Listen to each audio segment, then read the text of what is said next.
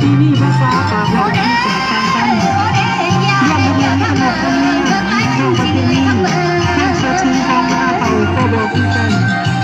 สิ่งที่ทำนั่นต้องเพียงจากแต่ว่าหนึ่งหรือว่าสองจำนวน100